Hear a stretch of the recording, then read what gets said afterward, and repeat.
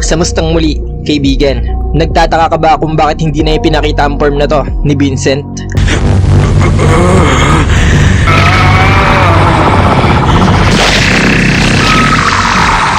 Well, mabilisan nga nating tatalakayin yan dito. Umpisa na natin!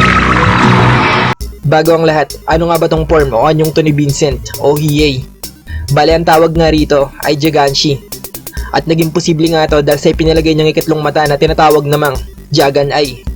Na noong ipinalagay niya nga ay mula sa pagiging Class A, naging Class D na nga lang siya matapos ang operasyon. At ang dahilan nga nun ay dahil masyadong maraming enerhiya ang kinakailangan nitong bagong mata niya para gumana. At ayun nga, isang beses nga lang natin nakitang ginamit ni Vincent tong Giganshi form sa original na anime. At yun nga ay noong unang beses niyang nakaharap si Eugene. Originally, itong si Vincent o Hiei kasi, ayon mismo sa author na si Yoshihiro Togashi, ay hindi naman talaga dapat mahaba ang papel sa kwento.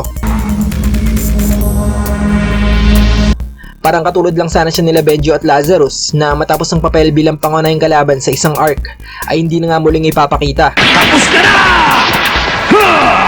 Pero nagbago nga yun. Nang isuggest ng editor niya na gaya ni Dennis, itong si Vincent ay may potential na ring maging bahagi ng grupo ni Eugene. Pagmasdan mo! Bagay na sinang-ayunan naman ni Togashi kaya ibinalik niya nga itong si Vincent bilang isa sa 4 na bida ng kwento. Bale ni-reveal nga ni Togashi ang tungkol rito sa isa sa mga interview niya kasama si Kishimoto, ang author ng Naruto na isa nga sa mga tagahanga ng Yu Yu Hakusho. Sobrang saya ng araw na to, sobrang nakakamangha na mapag-usapan ang mangga kasama ang isa sa mga taong matagal ko nang hinahangaan. Na-obsessed ako noon kay Yusuke at sa kanyang spirit gun sa Yu Yu Hakusho. At syempre, sobrang napahanga ako kay Hiei. Malaki ang naging impluensya niya kay Sasuke. Si Hiei rin ang ini-imagine ko habang dinodrawing ko si Sasuke noong umpisa. Bigla na lang nangyari yang si Hiei. Sinisimulan ko noon yung plot kung saan magiging bahagi ng kupunan si Kurama, pero may minungkahi ang editor ko, hindi ba parang mas okay tong isa? At na-realize kong, oh nga no. Pwede siya siguro. Alam kong special na siya mula pa noong unang beses na ipinakita siya. Nagsimula siya bilang isang kalaban, pero napaka-astig talaga kasi niya. Pero siguro kung alam ko na nung umpisa pa lang na magiging isa siya sa mga bida, hindi ko ibibigay sa kanya ang napakaraming mata na yon. Para kasi yung isang landmine. Sang-ayon ako. Isang landmine. Oo.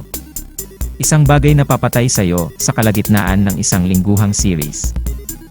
So ayun nga, paano kaya kung hindi talaga isinama ni Togashi si Vincent sa kwento?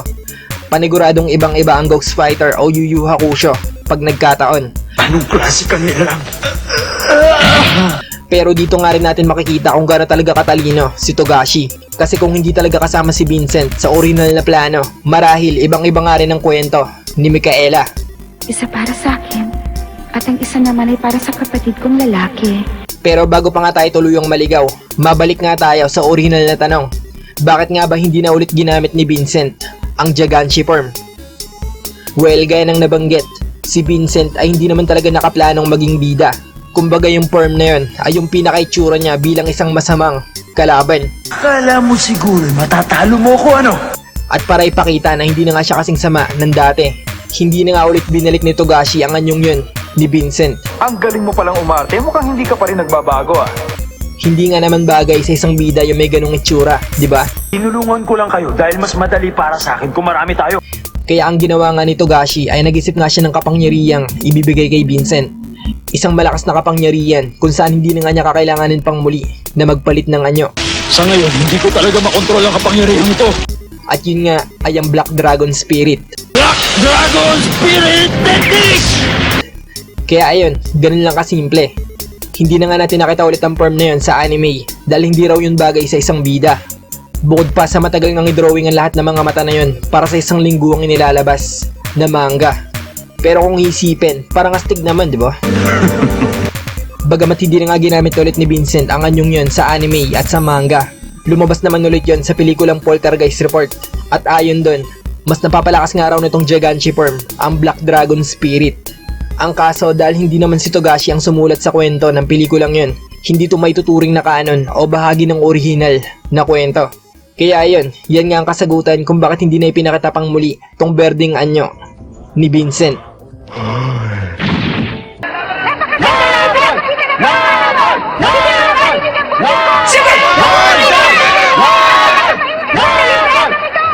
Alam mo ba kung ano ginagawa mo, Reka? Ano bang problema?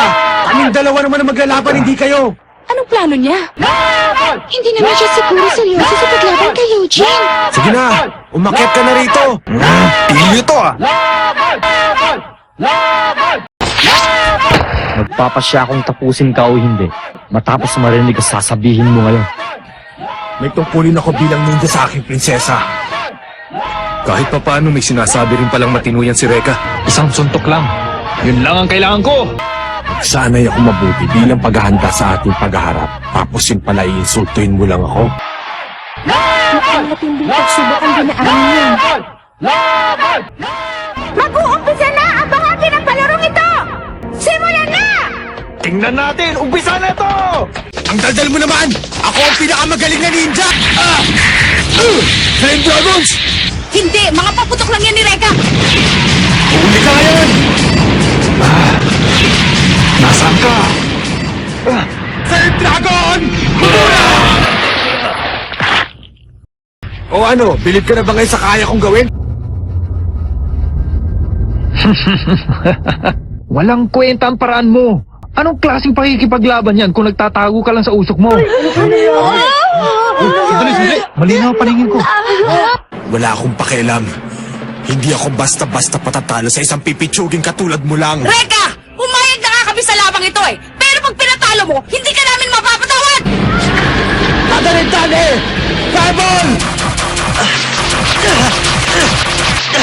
Kung hindi uubra si Nadari sa'yo, saya! Eugene! Manda ka! Spirit Shotgun! Mado ka!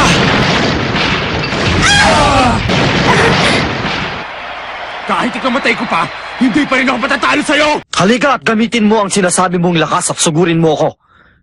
Ibigay mo na ang lahat ng lakas mo. Handa sila sa kilos ng bawat isa. Tinitingnan nila ang bawat isa ng mabuti. At ngayon si Eugene ay nag-uumpisa ng ipunin ang enerhiya niya sa kanyang kanang kamay. Gagamitin na niya! Gagamitin na niya ang Reagan niya! Raygun! Flame Power! Aba, lakas laban sa lakas. Tama na, Reka!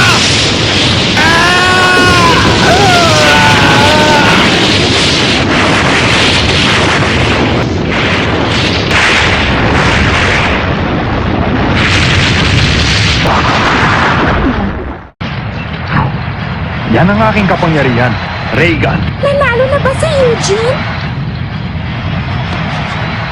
Okay yun ah. Ibang klase. Nagbibiro ka ba? Hindi ako makapaniwala na ang dali-dali mo palang lokohin.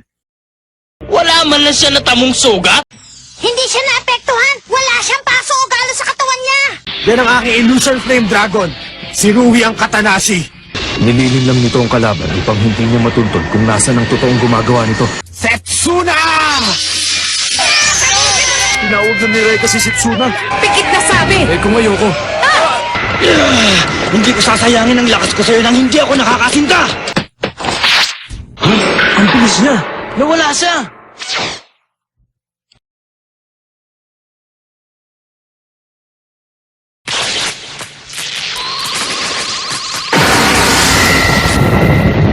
Nagawa niya! Ang galing! Ha?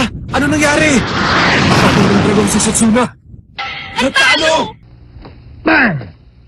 Nakahanda akong harapin ang pinili kong kapalaran! 7 Dragons, labas! 7 Flame Dragons! Tapusin niyo na siya! Hindi na niya ito mailagan pa. Tatamaan siya! Si Eugene! Tatamaan!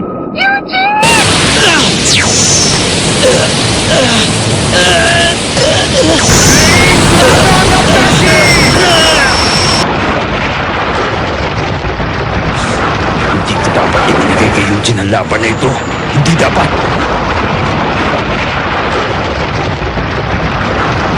Tama na!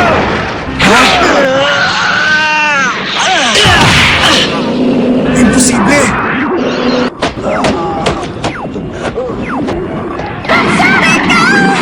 Sa lakas ng sundok ni Eugene, ngayon na natabunan ng mga malalaking bato! Uumpisahan ko lang bilang isa! Hindi ko maigalaw ang buong katawan. 3, 4, 5, Ano bang nangyayari? 6, 7, Patay na ba ako? 8, 9, 10! Panalo si Eugene! Ha? Ha? Sinubukan kong maging maingat hanggang maaari. Kami!